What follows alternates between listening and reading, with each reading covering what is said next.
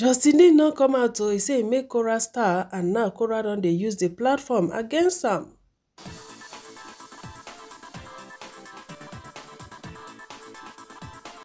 My correct people dem, Korra Obidi ex-husband wey dey call am say Justin Dean, e don come out say the world need to hear im story. Say na im make Korra the superstar wey she be today, and now Korra don dey use the stardom against am. Say Korra now don dey use am dey make money. Say Tele come tell us how much wey Korra dey make in a month. My correct people dem, hey! So people dey make this kind of money for this internet. Hey! No be small money oh. No be small money oh. Una go hear am for a mad, my correct people dem. You said a lot of things, how he help Korra. Started from part 1. You never watch part 1, if you go watch am later. Alright, make una listen to wetin Justin Dean talk. How he make Korra who she be today. So I proposed to her and I asked her to quit her job because we needed to be able to spend more time on creating content. Because at this point I was absolutely head over heels in love with her, and I'm a strategist, I'm a thinker, this is even difficult for you to talk about. So I come to the conclusion that I was making pretty good money then, about 10 grand a month, which was tax-free money. I didn't have to pay taxes on it. So I said, well, I can just pay all our bills. You should just quit your job and we'll just make content all day. And that's what she did. She quit her job. She still had to pay 20% of her income or something. I don't remember the exact percentage, something like that, to her brother-in-law. So that I paid off her brother-in-law the rest of the balance due, because she still had like 8 more months of work or something like that. It was a pretty significant, it was like, I don't know, it was like $7,000 or $8,000 or something. So I paid him so that she didn't have any obligation to him, and she could just create content all day. And that's what we did. I was only working maybe 4 hours a day, because I only had a select group of athletes that I was working with. They wouldn't actually let an athlete work with me unless they were top 3 in the country, which I didn't really agree with, but it is what it is. So yeah, she quit her job, and we started making content every day. And it really, at that point, they really started to blow up. They really did. She really was starting to get like really happy. And anytime, I remember giving her pep talks until 2 or 3 in the morning when I had to work at 8 about, we can do this, like, just like this, we can do this. We can really make this work. We can really like make you into like a Beyonce of Africa. All we need is like strategy. And so then we started talking about going back to the States. And originally my plan was actually to move to Central Oregon, Bend, Oregon. It's kind of a mountainous, beautiful wonderland, which is more my ideal living. I love mountains more than the ocean. But I told her, I was like, in the entertainment industry, there's only 2 options of places to live to really make your dreams in this particular entertainment industry even possible. It was Los Angeles or New York City. But she didn't want to deal with the snow, so we moved to Los Angeles, which is probably the better choice anyways, because this is where Hollywood is, this is where all the music studios are, and that sort of thing. So, made a plan to move to Hollywood. We went and did the traditional wedding. And then I moved to Los Angeles, here, where we are now, not knowing a soul. I didn't know anyone from LA. I'd only been to the outskirts of LA once or twice. So I moved here, and I remember it being a very sad, lonely time, because I just came off of like this crazy experience living in China and then living in Nigeria and just all these culturally interesting times. And I had spent a lot of the money that we had made on doing like going eating at awesome places and traveling and paying for the wedding, paying for her brother. So I spent a lot of my money preparing, and then it was like $10,000 for the immigration to immigrate her here. So by the time I got to LA, I really only had like maybe $10,000 to my name.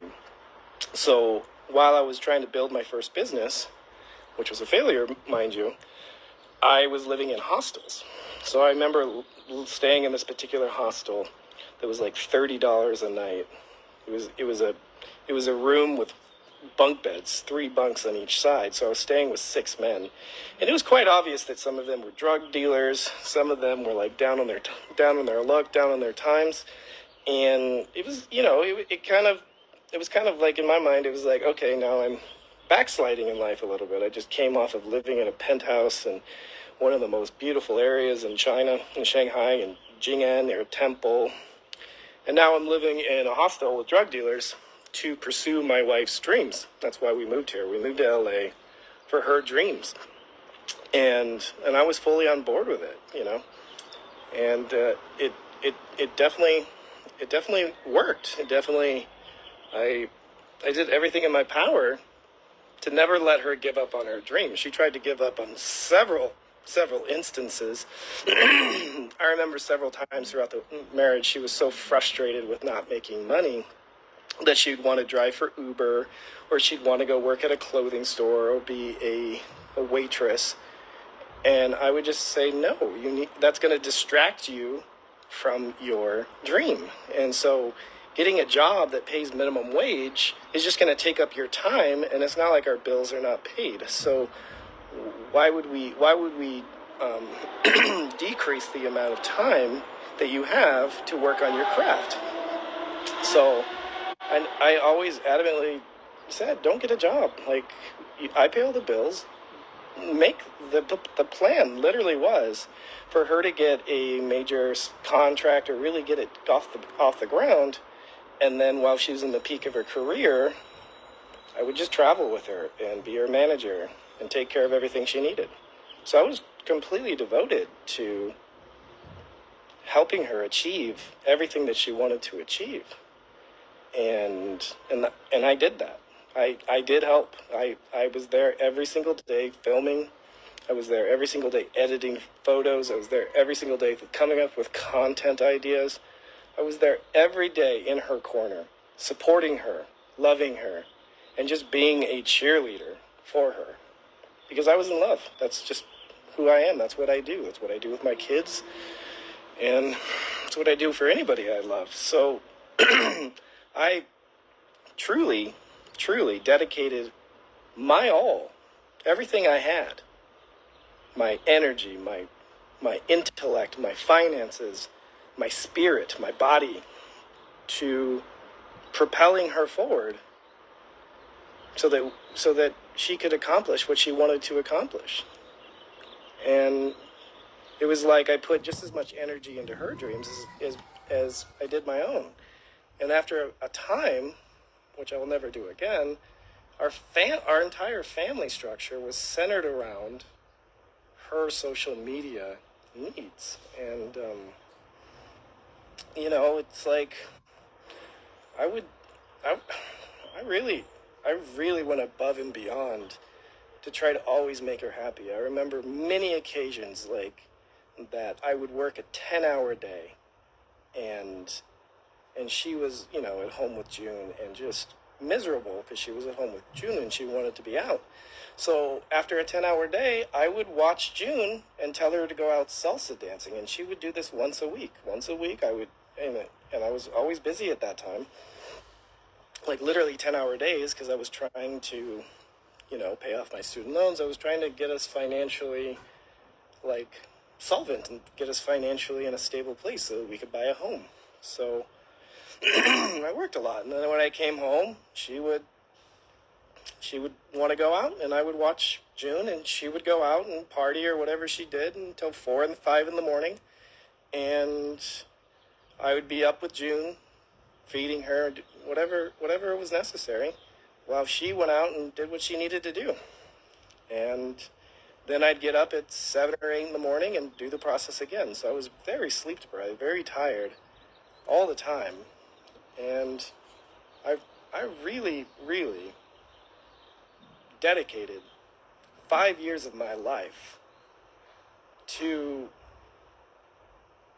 making sure that she was happy, making sure that she accomplished what she wanted, and she did accomplish it all. And what did she do once she accomplished it? And I'm not going to go into the negative details of what she did or what I did, because we're divorced. None of that matters anymore. It really doesn't. It really doesn't matter anymore. Because at the end of the day, if I go online, just start bashing her, and continuing to bash her, it's just not going to look good on my character. Am I perfect? No. And it's just not something. I just don't want it to continue to be a back and forth for the duration of my little girls' lives. And that was what I've been trying to avoid for a really long time. A really long time. And it's really, really, it really hurts me that a person that I spent so much of my life trying to build up and just fill that need, that deep, solid need that she had to be this international famous artist, that, it just hurts me that she would turn around, see an opportunity, because the opportunity was there, to try to destroy my life and personal income of herself. It just really was, it was really hurtful. And I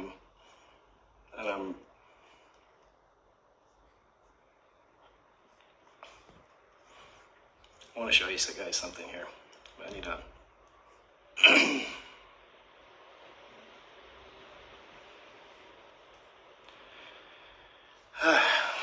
So, it's really sad, but, it is what it is. Do I still love her? No. You can't, you cannot do what you cannot just try to destroy a person's life for over a year and a half and still be in love with that person. But this is what I wanted to show you guys. She's online crying wolf that I'm trying to steal her money. She's always talking about how she is poor single mother, struggling to feed her children. But if you look at this is her Facebook income for 1 month. $85,000 for 1 month of tarnishing my name. There's her name, Chuku Funaya, Anita Dean. $85,000 in 1 month off of trashing me. So I shouldn't even be making this video. This will be used against me in court. But it is a tragedy to humanity that someone that could do so much for you, you turn your back on them and try to destroy their life. It is a tragedy to humanity. It is an injustice, and I'm really questioning humanity right now, because you're all there sitting and believing it, because if she said it, so it must be true. So I can categorically say that everything she said about my character is false, and I've proven and won in court time and time again. But it doesn't matter, because the headlines are the headlines, and she's just doing this for money. She's making this shit up all for money. She starts seeing the money. She starts seeing when she talks badly about me, it makes thousands and thousands of dollars a video. So she does it more and more and more all the time. So I've now defended my own character. I have now defended my own peace of mind. And I don't intend on talking about this subject again. I am not going to come on here and bash my ex and say all the horrible, horrible things that she did in our marriage. It's over. I need to think about the kids and moving forward. And right now, what she's doing is destroying my little girl's future. It's unacceptable. Who been be the first person wey begin to dey spoil the other name for this internet? No be you. No be you, doctor. Now you know, now you first start to dey tarnish Korra image. Korra didn't even say much. She decided to put everything inside her book and make money out of it. Plus the one wey she dey make for social media. Wow, Korra is rich. Korra is rich, man. More people wey get money said they no dey even show. Now the ones wey they no even get you. Now those ones. Wow. But Justin, you are wrong, oh. To come dey show Korra income like this, make the whole world see. It doesn't make sense, oh guy. It doesn't make sense. You might know what you do no good and you still did it. It's not good. Alright, we go end here. Una thank you for watching. Una stay beautiful. Una bye.